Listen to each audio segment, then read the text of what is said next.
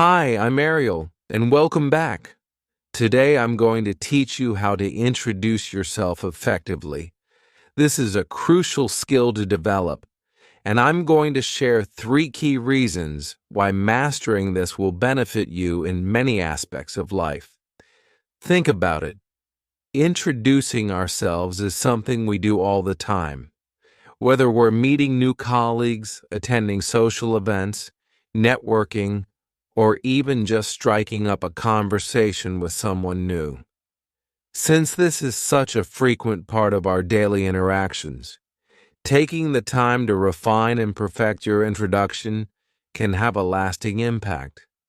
The better you are at introducing yourself, the more natural and effortless it will feel, helping you make great first impressions time and time again. Now, I know that meeting someone new can sometimes make you feel a little nervous. That's completely normal. Many of us experience that slight anxiety when stepping into unfamiliar social situations. But here's the good news. If you start off strong with a well-prepared and confident introduction, you'll instantly feel more comfortable. Not only does this set the tone for the rest of the conversation, but it also boosts your confidence, making it easier to engage and connect with others. And that brings me to my next point. First impressions matter. If you can introduce yourself in a way that is clear, engaging, and confident, you'll naturally leave a positive impression on the people you meet. This is incredibly valuable because it opens the door to building meaningful relationships, expanding your social and professional network, and ultimately being liked and remembered. After all, deep down, we all want to feel accepted and connected to others. So as we go through this lesson, I encourage you to be an active learner. Ideally, you have your notebook handy so you can jot down key points and reflect on how you can personalize this information to suit your own experiences. Listening to me talk about introductions is great, but the real progress happens when you take action, when you practice, adapt, and make this skill your own. That's where true improvement happens. If you're ready to fully engage in this lesson, let me know in the comments. I'd love to hear from you and see you actively participating. Also, if you know a friend or colleague who could benefit from learning how to introduce themselves more effectively, don't hesitate to share this lesson with them. And of course, if you haven't already, make sure to subscribe so you don't miss out on more useful content like this. I can't stress that enough. It's so important. And adjusting your introduction just slightly to those different situations is a really powerful skill to learn, because it might be useful to talk about your education and your profession in some context, but really weird to bring that up at a party, right? Like, that's a good way to bore someone to tears. So let's get started with your introduction today. And how do we start? We start really simply and casually with your name.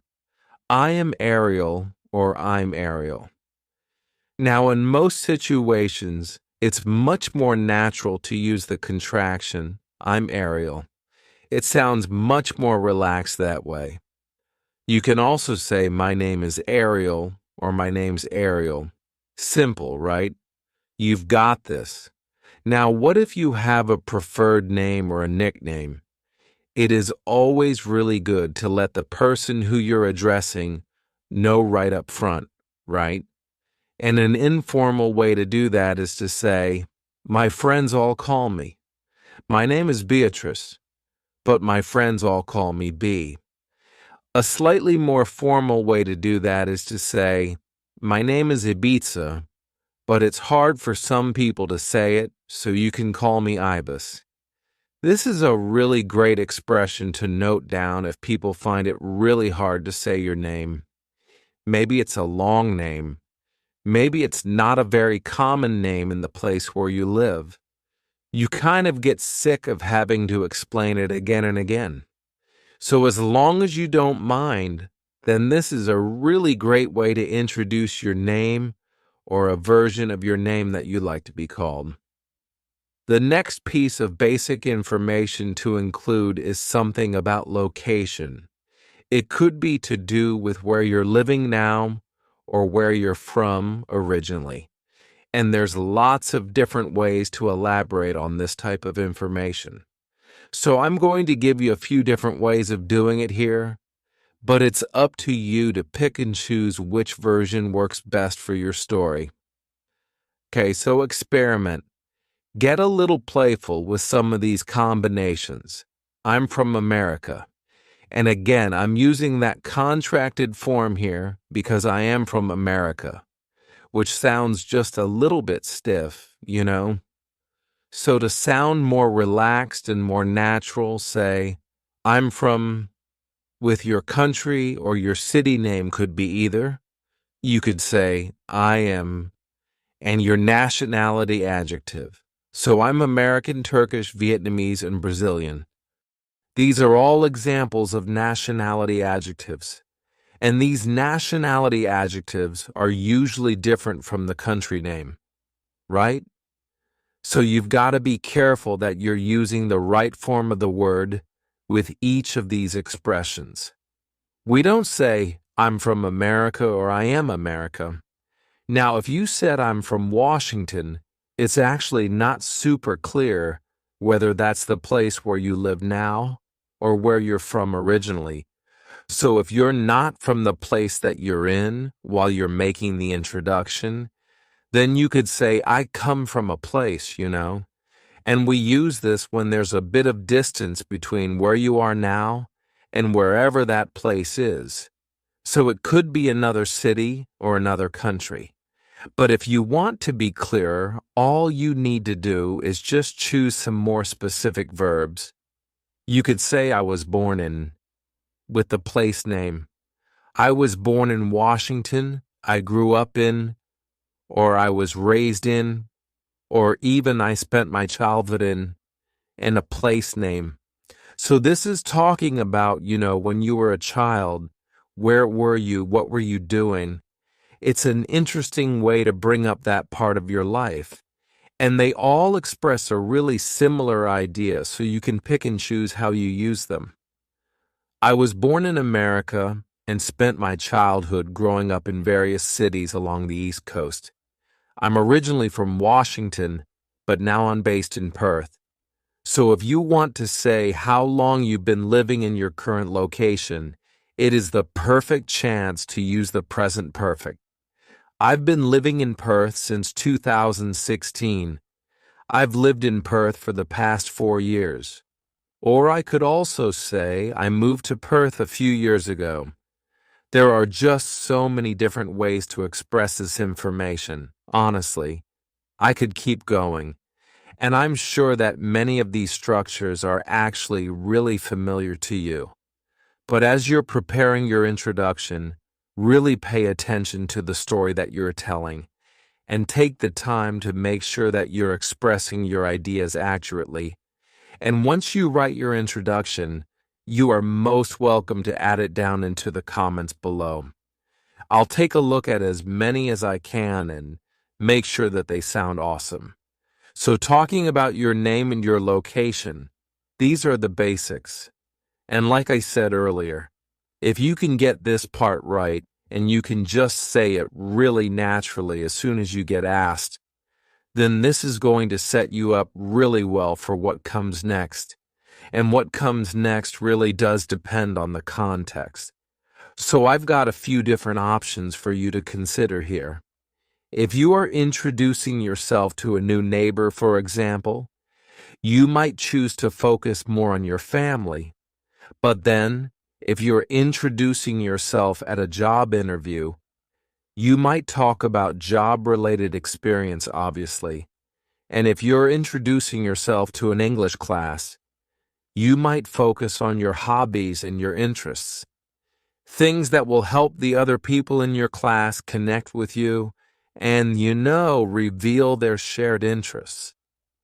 Now, you might want to talk about your family a little bit when you introduce yourself, and the amount of information that you share here is up to you, whatever you feel comfortable sharing. We want to be careful not to overshare, to bore someone with your entire family history unless they ask for it, because they're particularly interested. But if you're married, you would say, we've been married since, at a time or a date. I've been married to my husband since August last year, for example. Now, if you're not married but you still want to mention the length of your relationship, you can say, we've been together for, and a time period. Okay, we've been together in a relationship context that tells the length of your relationship. I always find it kind of tricky to talk about my relationship with my partner in English because we don't actually have many words to describe it. My partner Shaw and I have been together for 11 years now. We're engaged, but we've been engaged for about 6 or 7 years now.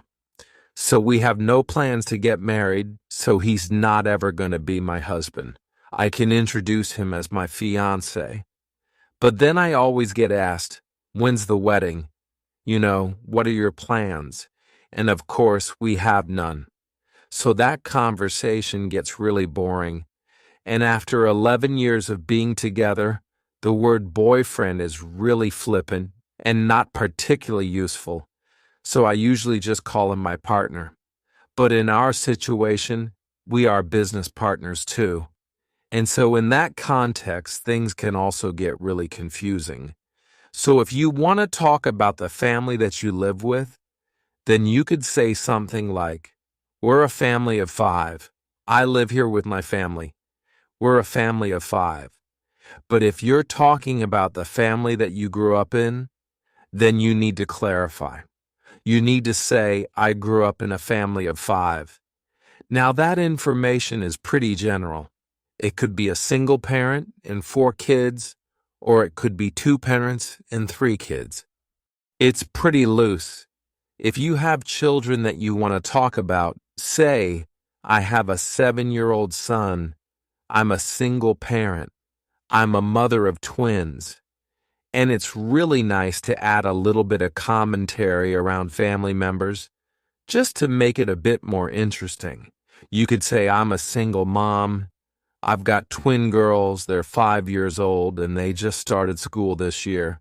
So it's been pretty exciting for us. And the reason why adding just a little bit of this type of information is so great is because it gives hints and clues to the person that you're talking to help them continue the conversation in a really positive way. They could ask, what school are they going to? Or maybe comment and say, now that they're at school, you must feel like you've got so much time to yourself again. Something like that.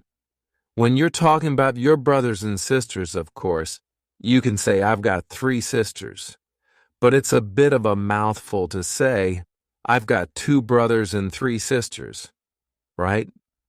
So instead, we use the word siblings to talk about brothers and sisters. It's quite general. 2 brothers and a sister would equal 3 siblings. I have 3 siblings. Now, when you say that, it doesn't include you. Okay, you're talking about the other children in your family. If you want to include me, say I am one of 4 siblings. And if you've got no siblings, then you're an only child. I'm an only child. You might also want to talk about your extended family. Now, this is a really, really great expression to use when you're talking about aunties, uncles, grandparents, or cousins. By saying extended family, you're including all of them. You don't have to go into detail about who and how many and all of that kind of thing. I live in Perth, but most of my extended family lives in Washington. But saying extended family means you don't need to list out everyone, right? So you might want to talk about interests or hobbies, things that you do outside of work. We'll talk about work in a second, so don't jump ahead. But to talk about hobbies, you might say, I enjoy with a noun. I enjoy baking. Don't say, I enjoy to bake, right?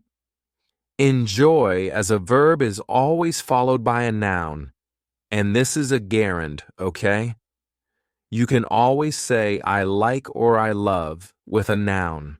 So I love playing football, for example. But the verbs like and love can be followed by a gerund or the verb infinitive, and the meaning stays the same. So you can also say, I love to play football. The meaning is exactly the same. You could say, I'm really into something. And this is a really great, really natural way of talking about the things that you like. I'm really into jazz music. Now, having a couple of interesting things to include about yourself in your introduction is so useful in lots of different contexts. If you've ever been part of an English class or some other meeting where you've got to meet people for the first time, then the teacher will often suggest, let's go around the room and you'll need to introduce yourself. Tell us your name, where you're from, and something interesting about yourself. It's always good to have something ready to answer this question. Maybe you've got a special talent, an interesting hobby, or a unique achievement that you can share in the situation. And a fun way of introducing this is to say, one thing you may not know about me is that I love to have dinner parties, and I'll spend whole days preparing and organizing themed events for my friends. So I'm curious to hear your ideas about this. See if you can finish the rest of this sentence down in the comments below. One thing you may not know about me is, of course, you might want to talk about your job, right? So when you're talking about your job and your introduction, usually you're just sharing what you do and maybe who you work for. And again, there are lots of different ways to talk about your work, the company, etc. But what we really want to do today is make sure you're doing it accurately. Prepositions and articles are really challenging to get right in this section. They might be a little tricky. So I hope that you are definitely taking notes as we go, and that you're applying the information that I'm sharing now to your situation. Of course, you could say, I am a job position. Your job position is a countable noun, so this means you need to include an article. I'm a graphic designer. I'm an engineer. Just make sure you're not saying I'm an engineer. That's wrong, okay? And if there's only one of your roles within your company, then you definitely can use the definite article. Okay, I talk more about definite and indefinite articles up here in this video. But you could say, I am the CEO of a tech company, or I am the owner of a florist. You could also talk really generally about the field or the industry that you work in by using in. I work in the industry. I work in marketing. I work in construction. I work in design. Now, if you want to say which company employs you, then you can use either at or for with the company name. So you might say, I work at Vogue, or I work at an architecture firm, or I work for the government. Do you work for yourself? Are you your own boss? Well, in this case, you could say, I work for myself. I'm self-employed, or I run my own business. And here's a little hint. If you're unsure about how to talk about your job and your industry as it relates to your industry, then listen to others who are from your industry introduce themselves. Lots of TED Talks or lots of industry-relevant videos around where you can listen to people introduce themselves in that context and learn from them. You may want to talk about education or your qualifications in your introduction, and this is most common in a professional context, maybe in an interview or a work context. And again, there's lots of different ways that you can do this. You could say, I have a degree in an industry like architecture or design. I have a degree in engineering. You can also say I'm qualified for your job title. I'm a qualified engineer. I'm a qualified architect. Now notice that I'm using the job title and not the industry there, okay? Sounds similar to saying I'm an architect, but the difference is that the adjective qualified clarifies your status. Add it if it feels important to clarify, given the context. Maybe in an interview it's relevant, but there's no need to tell someone at a party that you're a qualified engineer. All right, in that context, you would just say, I'm an engineer. If you're studying at university now, then some of these expressions are going to be really useful. I'm studying with the industry. I'm studying environmental science. Or it could also be the name of your degree as well. I'm studying applied science. I'm completing a PhD in, and whatever the research area is, maybe it's public health. I'm completing a PhD in public health. I'm in my final year of something degree. I'm in my final year of an economics degree. I'm nearing the end of my studies is another way of expressing that. And maybe you're undertaking some less formal training, and that's totally cool as well. You might want to say, I'm currently taking an online course to upskill, or I'm doing an extra course to improve my skills in that area. Something like that. So by now you should have a whole list of dot point ideas that we can start to build your introduction around. For me, we could say, I'm American, I live in Perth, I'm originally from Washington. Interests, hobbies. I love swimming in the ocean every morning. I'm a qualified English teacher. I teach on YouTube. I'm interested in businesses and startups. Great. Okay. Have you got your list ready too? If not, just hit pause now, pause the video, write out your list, and then continue on. Because now we need to find a way to pull all of those ideas together. Okay? We want to make sure that your sentences flow together and that they sound really natural as you speak or you say your introduction. And to do that, we need to combine these ideas into some longer sentences and add a few grammatical words. Hi, I'm Ariel. I was born in Washington, and I grew up in various cities along the east coast of America. I've been living in Perth on the west coast of America with my partner for the past 4 years, and we absolutely love it, especially early morning ocean swims. I'm a qualified English teacher, and I teach students online. I also have an interest in business and startups as well. One thing you may not know about me is that I teach millions of students each month on my YouTube channel. Now, obviously, you know that about me, but most people I meet don't, so it's always an interesting conversation starter. This is the type of script that I want you to write now. All right, and once you've got it written down, make sure you share it down in the comments below so that I can give you some feedback and some corrections to help you improve it if you need it. The sooner you get your introduction written and shared down below, the better and the more likely I'll be to see it and be able to respond. I definitely love to see you each commenting and giving support and constructive feedback to each other down in the comments below. It's so helpful, and it helps everyone to keep improving together. Now, once you have your script prepared and reviewed, save it on your phone, make a recording of it, whatever it takes to just have it with you regularly, okay? And you need to practice it out loud, all right? On a daily basis. Don't just read it. Practice how it sounds and how it comes out of your mouth. This is going to help you to speak more naturally and feel more comfortable as you are saying the words and the sounds and connecting those things together. It's really, really important that you practice out loud daily until you nail this.